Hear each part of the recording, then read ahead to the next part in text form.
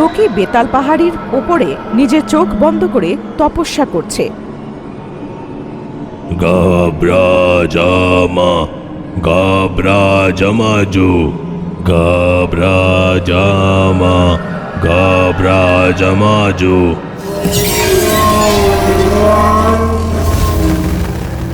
এটা কেমন দৃশ্য? বেতাল মুকুটে আগুন লেগেছে, তার মানে তো বিপদ আসতে চলেছে। নিজের ডানার সাথে ও আকাশে উড়ছে।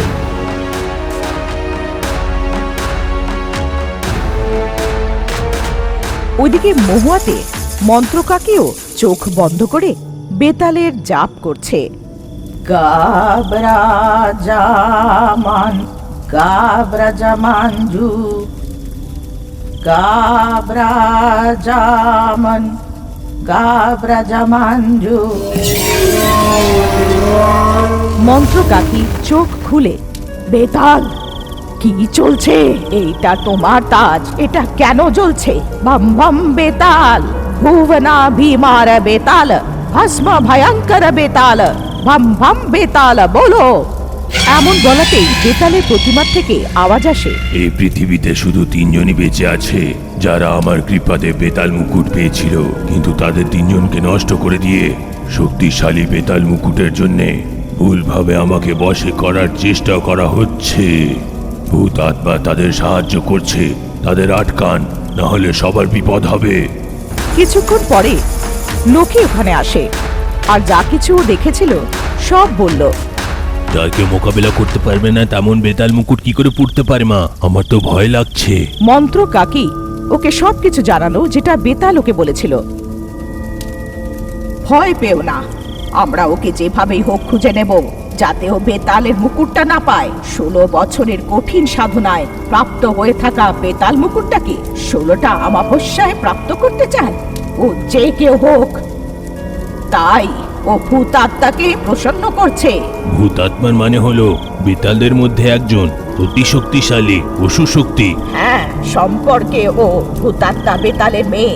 ভালো লোক হোক কি মন্দ লোক হোক, সবার জন্য এক শক্তি প্রদান করে ভূতাত্মা। বেতাল ও ভূতাত্মার কোনো কিছু করতে পারবে না। আমরা দিব্য দৃষ্টি দিয়ে দেখবো বেতাল মুকুটের জন্য কে চেষ্টা করছে, কোথায় আছে। একটু আগেও দেখেছি, দিব্য দৃষ্টি দিয়েও দেখতে পাচ্ছি না। ওর চারিদিকে ভূতাত্মার কবচ। কি করে মা, আমরা আটকাতে পারবো না। তুমি নিজের ডানা নিয়ে গ্রামে গ্রামে ঘুরে সন্দেহর মতন কিছু দেখলে আমায় জানাও, যাও। লোকে নিজের ডানার সাহায্যে, যেমন কাকি বলেছিল, গ্রামে গঞ্জে খুঁজতে খুঁজতে ঘুরে বেড়ায়। কাকি বেতাল আলপনায় বসে জাপ আরম্ভ করে। গাবরা জামান গাবরা জামানজো গাবরা জামান গাবরা জামানজো। মহুয়ার থেকে অনেক দূরে ভৈরবপুর নামের গ্রামের একদম শেষে কবরস্থানের কাছে একটা ভগ্নস্তূপ বাড়ির কাছে একটা ছোট বাড়িতে থাকা বিল্লা আর ভাগ্যের বিয়ে হওয়ার অনেক বছর পরেও ওদের কোনো সন্তান ছিল না। গ্রামের সব লোকেরা ওই খণ্ডঘর বাড়িটাকে ভূতরে ঘর আর ভূত বাংলা বলতো। শ্মশানের কাছে খণ্ডঘর বাড়ি, তার পেছনে ঘন জঙ্গল। দিনের বেলায় ভয়ঙ্কর লাগতো সেই জায়গাটা। খণ্ডঘর বাড়ির কাছে একটা ছোট বাড়িতে থাকা বিল্লা কিছু কাজ করতো না। কোনো কাজ না করে বাড়িতেই বসে বউ ভাগ্য যে খাবারটা বানাতো সেটা খেয়েই সময় কাটাতো। ভাগ্যেও একদম আলস ছিল, একদম পরিষ্কার পরিচ্ছন্নতা থাকতোই না। রোজ দিন বাড়ির সব নোংরা দেওয়ালে ওপারে ফেলতো, সেটা পাশের ভগ্নস্তূপ বাড়িতে পড়তো। একদিন বিল্লা দুপুরবেলায় কাঁচা আমের সাথে ডাল বানানোর কথা বলে, বিল্লু আম তো নেই, আম নিয়ে এসো, ওই শ্মশানে অনেকগুলো আম আছে। কি আমি শ্মশান থেকে আম আনতে ভয় পাই? বলো তোমার কত লাগবে, নিয়ে আসবো। ওই হাতেই ওইখান থেকে অনেকগুলো তেঁতুলের পাতাও এনো।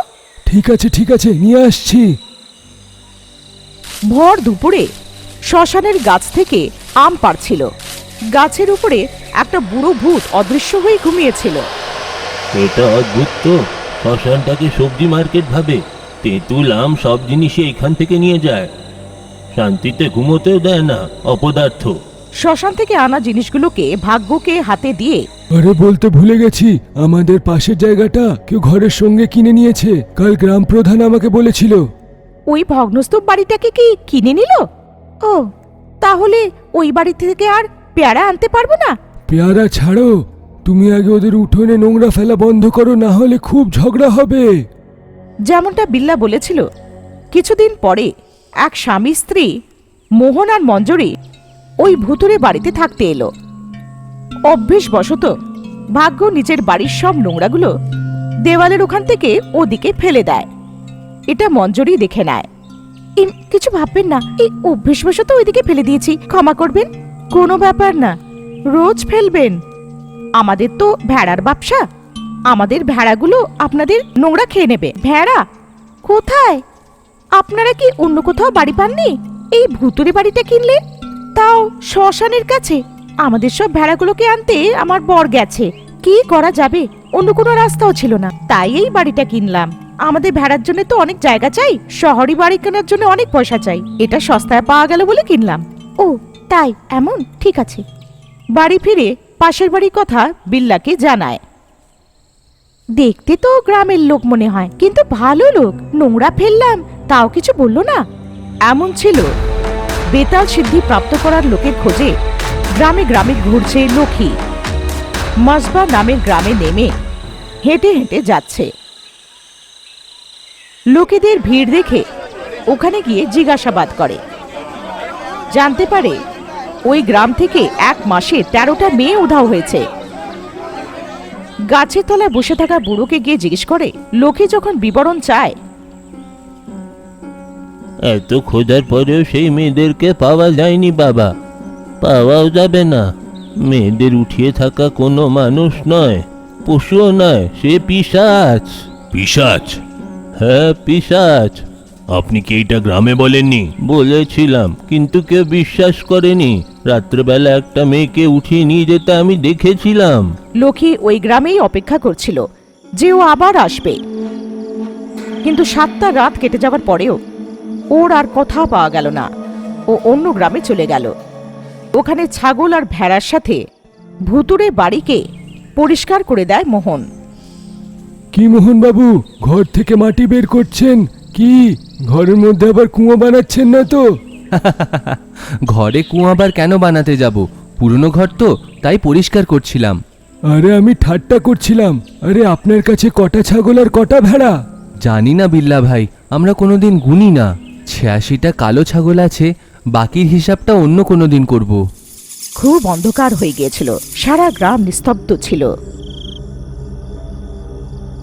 গ্রামের শেষে থাকা বিল্লাদের গলি আরো নিস্তব্ধ। হঠাৎ কোনো বউ আকৃতি ধরে বড় ডানা মেলে হাওয়ায় উড়তে উড়তে যাচ্ছে। গ্রামে এক বাড়ির ছাদে শুয়ে থাকা একটা মেয়েকে উঠিয়ে নিয়ে চলে যায়। সকাল হতে গ্রামে মেয়েটা উধাও হওয়াতে হট্টগোল লেগেছিল। গ্রাম প্রধানের আদেশের মতে ভৈরবপুরে অন্ধকার হওয়ার পরে লাঠি নিয়ে পাহারা দেওয়া হচ্ছে। একদিন শেঠ চম্পকলাল, যার থেকে বিল্লা উধার নিয়েছিল, উধার মিটিয়ে দেওয়ার জন্য বলল, নচেত ওদের বাড়ি জব্দ করে নেওয়ার কথা দিয়ে বিল্লার হঠাৎ করে টাকার দরকার হলো। বাড়িতে 1 টাকাও ছিল না। বউকে যখন ডাকে, আমার কাছে টাকা কোথা থেকে আসবে? তুমি কি আমাকে 1 টাকাও দিয়েছো? এবার পড়শিদের থেকে টাকা চাও। ধার নিলে সেটা তো দিতে হবে। একটা ভেড়া উঠিয়ে নিয়ে আসলে সেইটা নিয়ে আসার মতো গাছে লেগে থাকা পেয়ারা, ওগুলো ভেড়া। ওরা গুনলে জানতে পারবে ওদের পাশের বাড়িতে আমরাই থাকি, তাই সন্দেহ আমাদেরকেই করবে। কোনো সন্দেহ না। সে তো এইটাও জানে না যে ওর কাছে কটা ভেড়া আছে। গ্রামের মূর্খ একটা। আজ রাত্রে ভেড়া চুরি করে বিক্রি করে দেব। এমন বলে অন্ধকার হওয়াতে কোনো আওয়াজ না করে দেওয়াল দিয়ে পাশের বাড়িতে ঝাঁপিয়ে পড়ল। ভিড়ের মধ্যে থেকে একটা ভেড়াকে উঠিয়ে নিয়ে চলে গেল। ভেড়াটাকে নিজের ঘাড়ের উপরে রেখে ও অন্ধকারে চলছিল। কসাধ্য রোধনা আপ্রকম মৃগাধ্য বিভুকা বুক্রকম ক্রম ভ্রম ভূতাত্মা বশম। সারা গ্রাম চুপচাপ ছিল। মধ্যরাত্রি হয়ে গিয়েছিল, তাই পাহারা দেওয়ার লোকেরাও নাক ডেকে ঘুমোচ্ছিল। তাদের মাঝখান থেকে হেঁটে যাওয়া বিল্লার মাথার উপর থেকে কিছু একটা বেরিয়ে গেল মতন লাগলো। একটা বড় পাখির মতো পিশাচ একটা মেয়েকে পায়ের মধ্যে ফাঁসিয়ে উড়িয়ে নিয়ে যাচ্ছিল। ও ভয়ের চোটে দেখতেই থাকলো। কোনো মতে ও সাহস করে পাশের গ্রামে গিয়ে সকাল হতেই বাজারে ভেড়াটা বিক্রি করে নিজের দরকারি টাকাটা রেখে নিল। আর বেঁচে থাকা টাকাটা দিয়ে বউয়ের জন্য মিষ্টি আর শাড়ি কিনে আনলো। রাত্রেও যা কিছু দেখেছিল নিজের বউকে জানালো। কি ডানাওয়ালা পিশাচ! সকাল সকাল গ্রাম প্রধান গ্রামে আওয়াজ লাগিয়েছিলেন যে আরেকটা মেয়ে উধাও হয়ে গিয়েছে। তাহলে কি পিশাচে মেয়েটাকে উঠিয়ে নিয়ে গেছে? আমি কি সেইটা বলে দিই যে এটা আমি রাত্রে দেখেছিলাম? ও যখন জিজ্ঞেস করবে অত রাতে তুমি কোথায় যাচ্ছিলে, তোমার চুরির কথা ওরা জানতে পারবে। আমাদের কারোর সাথে কি? তুমি আরো একটা মোটা ভেড়া দেখে ওটাকে বিক্রি করে আমার জন্য নূপুর কিনে আনো। দাঁড়াও, কিছুদিন দেখি, যদি ভেড়া চুরির ব্যাপারে জানতে না পারে তাহলে আরো একটা ভেড়া চুরি করে নেব। এরমভাবে দিন কাটছিল। একদিন সন্ধেবেলায় কিছু একটা সিদ্ধ করে ছাগল আর ভেড়াগুলোর উপরে ঢালছিল মোহন। কি মোহন ভাই, কি জিনিস ছড়াচ্ছ এদের উপরে? অভিশাপ দিচ্ছ না তো? বিল্লা ভাই, প্রত্যেকদিন নজর কাটানোর জন্য নিম বট গাছ তেঁতুলের পাতা ফুটিয়ে এদের উপরে ছড়িয়ে দেওয়া হয়। হ্যাঁ, তাই নাকি? আমি ছাগল ভেড়াদের এমন করে নজর কাটাতে আগে কোনোদিন দেখিনি। সেসব ঠিক আছে, কটা ভেড়া আর কটা ছাগল আছে জানা নেই ভাই, গুনিনি। ঠিক আছে ঠিক আছে, আমারই নজর না লেগে যাক, গুনবেন না। এমন বলে চলে গেল। এটাই ভালো সময় ভেবে অন্ধকার হওয়ার পরে কোনো আওয়াজ না করে দেওয়াল ফেঁদে গেল। আর সবকটার মধ্যে থেকে মোটা ভেড়াটাকে দেখে উঠিয়ে নিল। দেওয়াল থেকে ঝাঁপিয়ে বিক্রি করতে চলে গেল। গ্রামের মাঝখানে পৌঁছতেই পাহারাদারদের দেখে লুকিয়ে পড়ল। বাপরে, এই ভেড়ার সঙ্গে যদি আমাকে দেখে নেয় তাহলে গ্রামে সবাই জেনে যাবে। এখন কি করি? এমন ভেবে বাড়ি ফেরত এসে ভেড়াদেরকে খাটের তলায় লুকিয়ে দিয়ে নিজের বউকে সবকিছু জানালো। সবকিছু তো ঠিক আছে, কিন্তু তুমি যেটা এনেছো ওটা ভেড়া না, ছাগল। মরে গেলাম রে, অন্ধকারে ভেড়ার ছাগলের অন্তর বুঝতে পারিনি। এখন কি করি? ভেড়ার সংখ্যা তো জানে না, কিন্তু ছাগলের তো জানে। রোজ কি আর গুনবে নাকি? ভয় পেও না, আজকে রাত্রে ছাগলটাকে ভিড়ের মধ্যে ছেড়ে ভেড়া উঠিয়ে নিয়ে এসো। পাহাড়ের দ্বারে নড়জোর বাঁচিয়ে জঙ্গলের রাস্তা দিয়ে বাজারে চলে যেও। সন্ধে অবধি ছাগলটা বাড়িটা নষ্ট করে দিল। ঝাড়ু দিয়ে ছাগলটাকে মেরে পুরো ঘর পরিষ্কার করে ভাগ্য। ঝাড়ুর মারের ঝটকায় ছাগলের মাথায় যে তামার পাশাটা ছিল সেই লাল সুতোটা ছিঁড়ে মাটিতে পড়ল। নোংরাটা সাফ করতে করতে ওই সুতোটাকেও ঝাড়ু দিয়ে সাফ করে নিয়ে গিয়ে সবসময়ের মতন দেবারের ওপর থেকে পাশের বাড়িতে ফেলে দেয়। সন্ধে হওয়ার সাথে সাথে নজর বার করার জন্য জল ফুটিয়ে মোহন ভেড়া আর ছাগলের উপরে ছিড়কাচ্ছিল। ৭৮ ছাগল হওয়ার কথা, একটা কম আছে, আরেকটা কোথায় গেল? আমি জানি না তো। সকাল অবধি যদি আমি সেই ছাগলটা না পাই তাহলে তোর মৃত্যু। এমন বলে মোহন সারা গ্রামে ছাগলটা খুঁজছে। মঞ্জুরি বাড়ির চারিদিকে খোঁজে। ছাগলটাকে শেডে রেখে ভেড়াটা নিয়ে যাওয়ার কথা ভাবার বিল্লার ভাগ্যর হাত পা কাঁপছে। মোহনের বাড়িতে উঠোন আর পশুশালাতে দীপ জ্বলছিল। ওরা বুঝতে পারছিল না যে কি করবে। তাই ভাগ্য কিছু না জানা ভাব করে দরজার কাছে গিয়ে মঞ্জুরিকে জিজ্ঞেস করে, কি গো মঞ্জুরি বৌদি, এত রাত হয়ে গিয়েছে, এখনো ঘুমাওনি? কারোর অপেক্ষা করছো? যা হয়েছিল মঞ্জুরি সব জানিয়ে, ওই ছাগলটা যদি না পাওয়া যায় আমাকে মেরেই ফেলবে আমার স্বামী। কেঁদো না, পেয়ে যাবে। মঞ্জুরির সব কথাটা জানিয়ে, যদি ওই ছাগলটাকে আমাদের বাড়িতে দেখে নেয় আমরা ধরা পড়ে যাব, ওকে নিয়ে গিয়ে বিক্রি করে দাও, না হলে জঙ্গলে ছেড়ে দাও। বউয়ের বলা মতো ছাগলটাকে বাড়ির পেছনে দরজা দিয়ে জঙ্গলে নিয়ে গিয়ে জঙ্গলের রাস্তা দিয়ে যেতে যেতে, তোমার ওজন কত বেশি, মাথাটা ব্যথা হয়ে গেল, নামো। ও ছাগলটাকে নিচে নামায়। ওকে পায়ে হাঁটিয়ে নিয়ে গিয়ে জঙ্গলের রাস্তায় নিয়ে যায়। ওকে জঙ্গলের মধ্যিখানে রেখে বাড়ি বাপস চলে গেল। সূর্যোদয় হওয়ার সাথে সাথে যেই সূর্যের কিরণগুলো ছাগলের উপরে পড়ল, ছাগলটা মেয়েতে বদলে গিয়ে কাঁদছিল। ওইদিকেই হাওয়াতে উঠতে থাকা লক্ষ্মী কান্নার আওয়াজটা শুনতে পেল। জঙ্গলে নেমে, কে তুমি মেয়ে? কেন কাঁদছো? এই জঙ্গলে কেন? আমার নাম লক্ষ্মী, আমার গ্রাম রামপুরে। আমি জানি না আমি এখানে কি করে আসলাম, আমাকে আমার বাড়িতে নিয়ে যাবে? ভয় পেও না, আমি তোমাকে তোমার গ্রামে নিয়ে যাব। যতটা মনে আছে, কি হয়েছিল? আমি অন্ধকারে একলা আমার বাড়িতে যাচ্ছিলাম, কোনো ভয়ানক পিশাচ আমাকে উঠিয়ে নিয়ে গেল, তারপরে আমি এখানে আছি।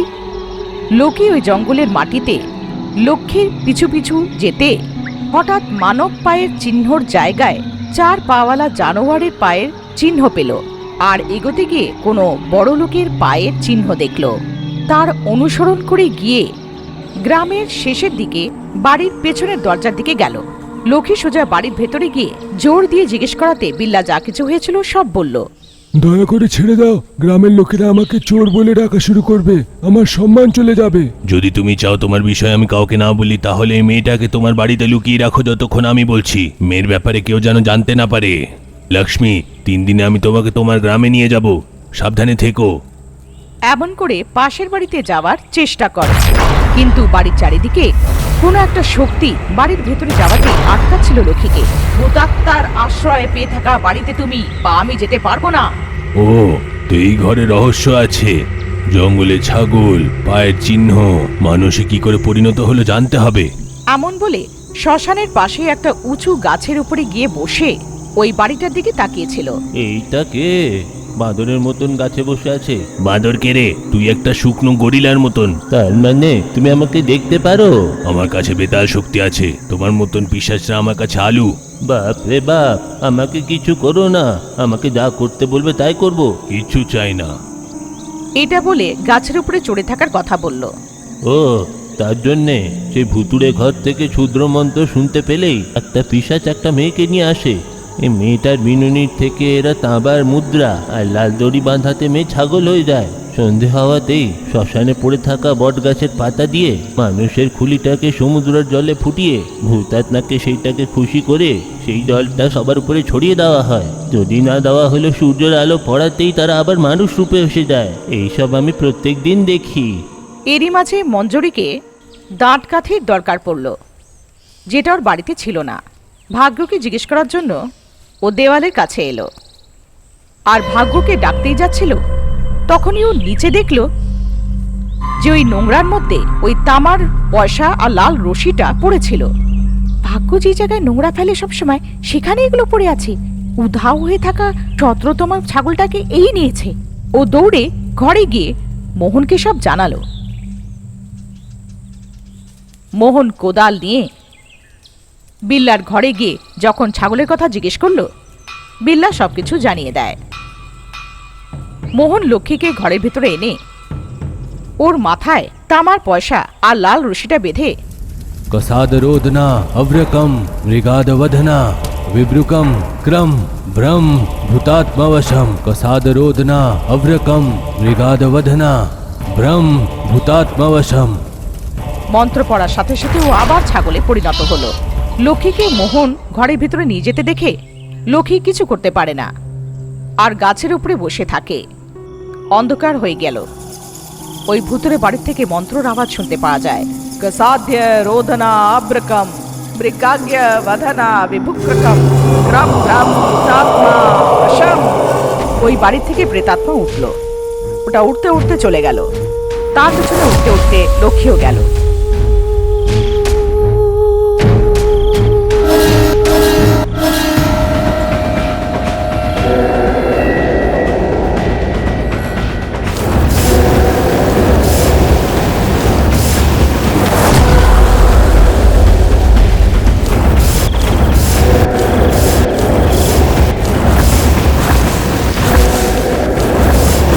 অনেক চেষ্টা করার পরেও ভূতাত্মার শক্তি থেকে উঠে থাকা ডানাওয়ালা পিশাচের সামনা করতে পারল না।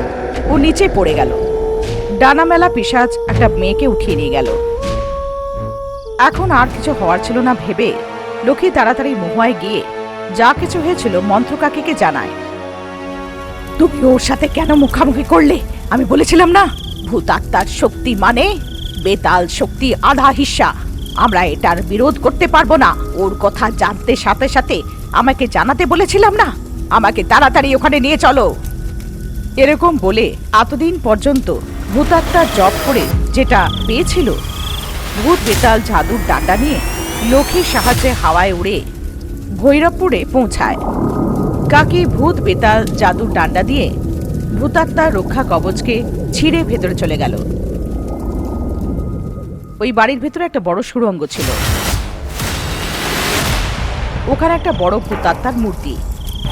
মন্ত্র কাকিকে দেখে জোরে হেসে মোহন আর মঞ্জুরি এক হয়ে গেল। সেটাই ভাবছিলাম, আর কে বেতাল মুকুট পাওয়ার জন্য এতগুলো লোকের বলি দিচ্ছে? আর কে এটা? 16 বছর ধরে কঠোর তপস্যা করে বেতাল মুকুটটা পাওয়ার জন্য যত আয়ু আমার কাছে নেই, তাই বেতালগণ ভূতাত্মাকে 90টা কুমারী মেয়ে একই দিন রাতে বলি দেওয়াতে আমি বেতাল মুকুট পেয়ে যাব। তখন আমার জন্যে কোনো মৃত্যু হবে না, তোমার মতন লোকেদেরকে ভালোভাবে বশ করা যাবে। তাই মেয়েদেরকে উঠিয়ে নিয়ে ছাগলে বদলে বলি দেওয়ার জন্য তৈরি করছি। আর একটা মেয়ে পেলে বেতাল মুকুট প্রাপ্ত করব। আমার জীবিত কালে এমন হবে না। লক্ষ্মী, যতক্ষণ আমি একে শেষ না করে দিচ্ছি তুমি বেতাল মন্ত্র পড়তে থাকো। গাবরা জামা গাবরা জামাঞ্জু গাবরা জামা। ওই টানা হ্যাঁচড়াতে মন্ত্রকাকি তামার পয়সাটা আর লাল সুতো পেশাচের চুলে বেঁধে দেয়। কালমুখী ছাগল হয়ে গেল। একটুও দেরি না করে ওর গলা কেটে দেয়। আমার সামনে তোমার কর্তব্য? মন্ত্রকাকি আছে এখানে। আরে তাম্বার মুদ্রা, লাল দড়ি তো কুমারীদের উপরেই কাজ করে না? কালমুখী কঠোর ব্রহ্মচারিণী লক্ষ্মী ও বৃদ্ধ নারী শিরোমণি।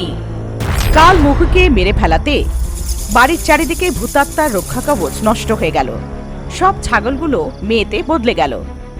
ওই মেয়েগুলোকে ওদের বাড়ি অবধি পৌঁছানোর জন্য লক্ষ্মী লোকেদের ঠিক করলো, বেতাল মুকুটের ব্যবহার যদি ভালো লোকের হাতে হয় সেটা ভালো কাজের জন্য লাগানো হয়। খারাপ লোকেদের হাতের বেতাল মুকুট কখনো না লাগতে যায়। হ্যাঁ মা, আমাকে আপনাকে ছেড়ে বেতাল মুকুট আর কার কাছে আছে? সেই তৃতীয় লোকটা কে? সেই তৃতীয় ব্যক্তিটি কে আমার প্রশংসকরা জানে।